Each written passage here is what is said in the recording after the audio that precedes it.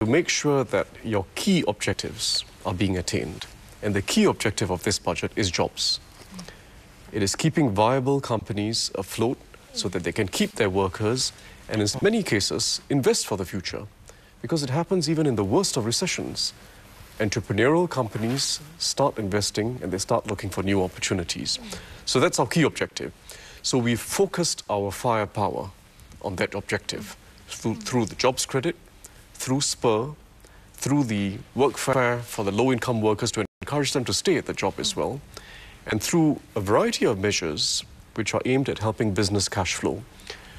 Much larger than what we've done before, but also with some new features which we've never done before. The jobs credit is completely new.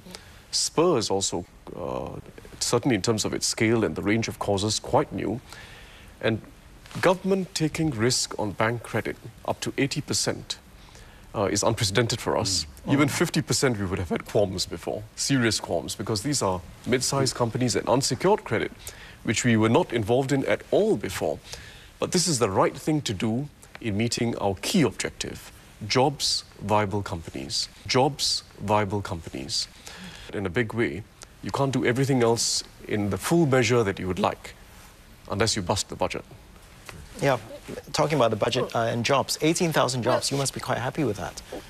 I'm very happy with that the public sector is creating more jobs. But if I could just come back to the point about keeping companies afloat, I think that's a very important point.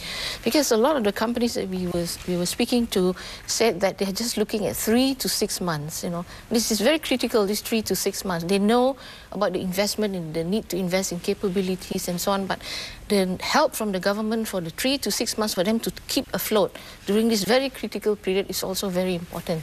Having said that, I would like to ask the Minister, you know, the reimbursement for the job credits is quarterly. Why is it not done monthly? Because companies are facing cash flow problems monthly. But then if you defer reimbursement to quarterly, they're already facing difficulties every month, you see. Yes. Yeah. Well, good question. The simple answer is we want the companies to keep the workers. Let's say if it was yearly, one payment at the end of the year. The company only gets it if they keep the workers throughout the year. But, you know, that's going to be a bit demanding a lot. So we're going to do it quarterly. You get your jobs credit if you've kept that worker for the 3 months. And I think that's a stronger incentive for companies to hang on to their employees, their good employees and their local employees, than if you simply give it, let's say, every day. I could give it every day. I could give it every day. What happens after that? Coming back to the program, you know, my earlier point, will this involve in a lot of form filling, you know, to submit to civil servant to process, etc.? Because I think that could be one of the problems in terms of processing and application as well, in terms of actual impact. Right, the simple answer is no. It won't involve any forms at all. Because companies who put people on the CPF payroll, we've got all the data already, so it's automatic. It's automatic. This is, by the way, not a civil service budget for civil servants. Nice, robust defense. Okay, well, hang on to that thought, because we'll come back and talk about the issues about, you know, the credits and also the implications on companies. We'll take a breather for now. Singapore Budget Forum 2009. We'll be right back.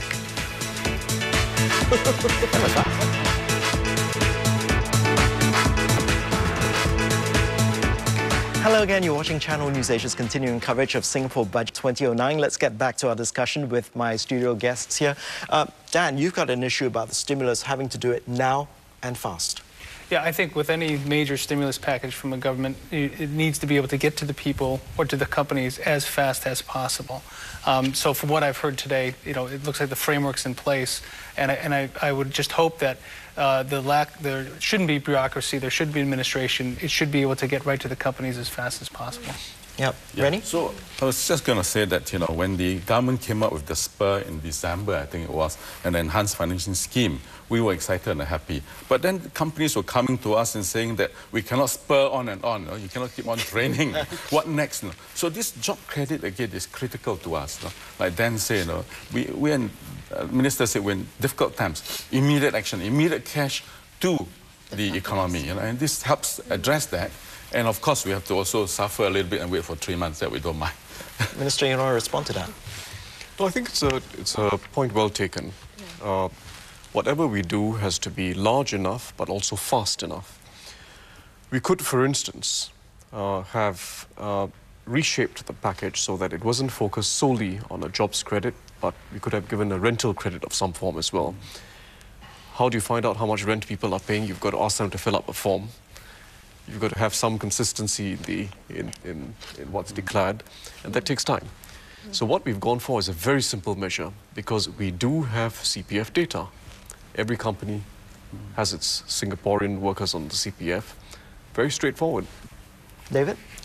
I think basically we employ Singapore staff. I think the SMEs they do, and I'm an SME. So I think definitely I'll benefit a lot from this scheme.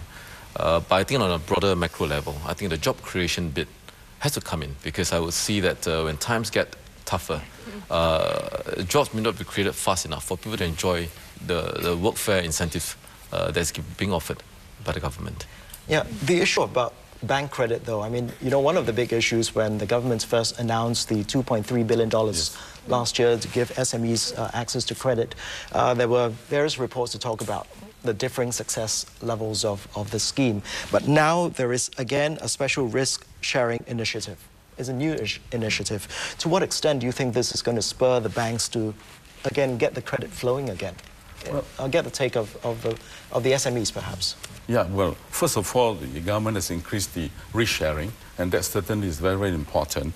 I mean, credit for, at the moment, we all know is very, very tight, particularly for SMEs, you see. And that's why we at Singapore Manufacturers Federation have a team of people helping SMEs now how to fill in forms, you know. So saying, well, we've got people, you like me, we can fill in a form for you. So we've got people doing that now, because SMEs are not so used to what I call a professionalized crystal ball reading of the future. Because what bank wants is your plan, the future.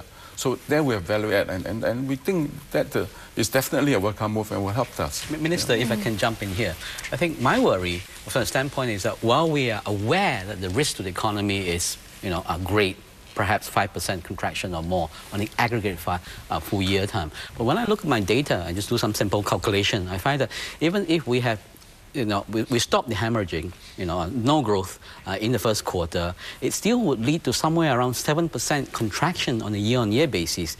And, you know, if in the worst case we get another 17% contraction on an annualized basis, quarter-on-quarter, that's something around 12% contraction, I think, on a year-on-year basis. I think if banks were to see those kind of numbers, I think they'll certainly be holding on to their cash even more tightly, even allowing for the scheme for, you know, for the minister, which is proposed to I suppose, help, you know, guarantee some of the portion as well. So I think that's where I think I'm still a bit worried that we may not have sort of bite the bullet and so to say that do something much more on the aggregate level rather than, you know, face, well, yeah, we know there's something coming, let's do this.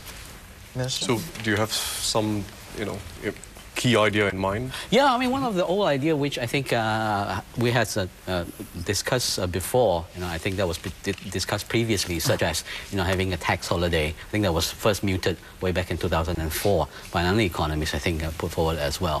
Why not that one? Or in this context, it has a much sharper, say, tax rebate, much sharper cut in corporate tax or income tax for that matter, or why cap sort of tax rebate at, you know, 2,000 for individual, for instance, as well. Something more substantial, because my worry, again, is if people were to see, you know, the contraction in the first quarter being a lot more severe, well beyond the 5%, you know, average for the year, they could, oh, heck, you know, I'm going to sit back and, you know, look for even more cheaper coffee to drink rather than, you know, hang around the coffee in Shenton Way. I think when we moved to Golden Shoe now, 80 cents, I think, from used to be 120. Yeah. I'd still like to respond to that.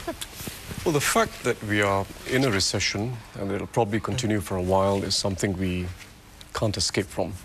It's global, and the collapse in demand is happening outside of Singapore. There's very little we can do to redress that.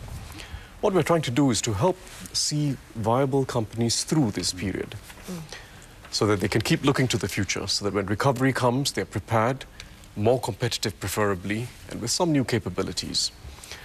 How to do it? If you were to give everyone what they want, you'll have to spread things, actually you'll have to thinner across the board. That's what will happen. So what we've done is